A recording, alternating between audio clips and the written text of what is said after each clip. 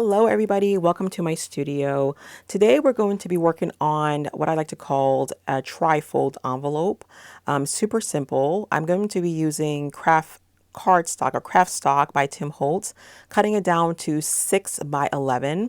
And then I'm going to use my scoreboard and I'm going to use a score line, draw a score line at 3 inches and also at 8 inches. These are going to be our flaps that fold inward. Now I want to do a V flap on this one. And so what I'm going to do is I'm going to fold my smaller flap and I'm going to mark 1.5 inches down from the top or inside the flap.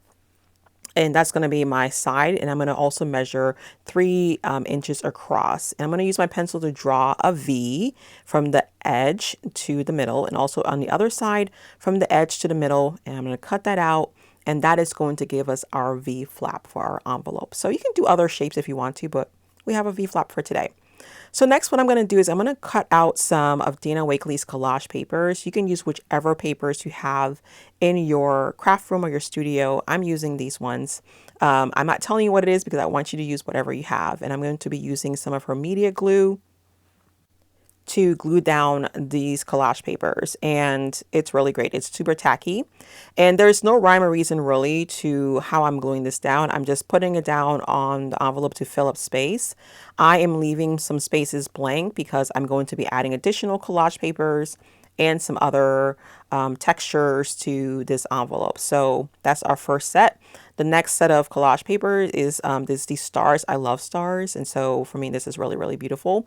So I'm just cutting them down to get into rectangles. I'm switching up the orientation.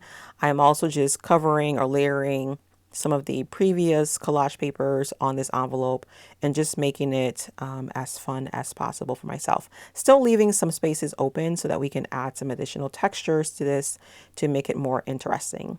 After I cut out my excess collage papers, I gave it a fold to make sure it's going to fold okay. And then I pull out the stencils alpha stamp set to use. I really want to use those alphabets at the top there. And I'm going to just use some archival ink, black soot, permanent ink to just stamp this image onto the blank spaces of my envelope. Again, if you cover the collage papers, it's totally fine. Don't worry about it. It's just to kind of add more texture to it and make it a little bit more fun. Next, I'm going to be using some distressed watercolor pencils. These are not the colors in this set. Actually, I'm just letting you know what I'm using. I've organized mine to be by colors. And so I'm using my purples and my pinks.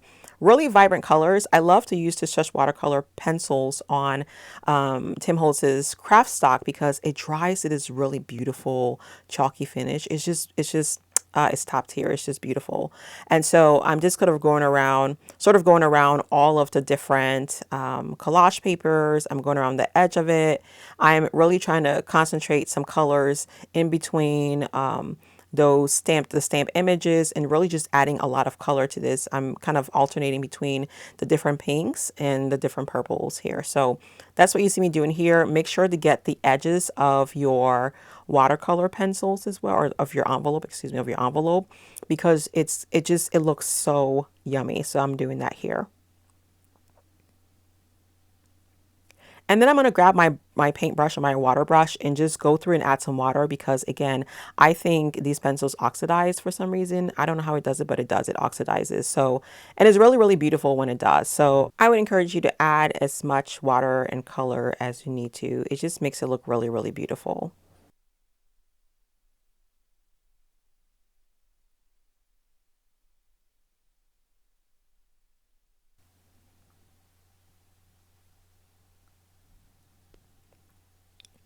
All right, so next I'm just going to dry this and then I'm going to flip it over and work on the inside of it. I decided to use some of Dina Wakley's Collage Sparks. I love these because it's sort of like already done for you and it's just makes it, the whole process is really simple. So I'm going to use 3 of these, just putting some glue down and I'm going to glue this to my flaps. Now you want to make sure you're not gluing it too close to the crease lines so your envelope is able to fold as it needs to. So I found these images that I loved for each section and I'm just gonna go ahead and glue these down. again, because I think they're really beautiful.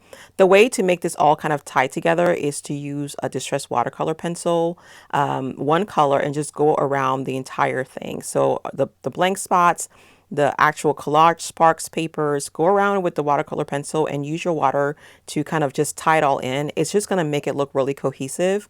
And that's what I'm doing here.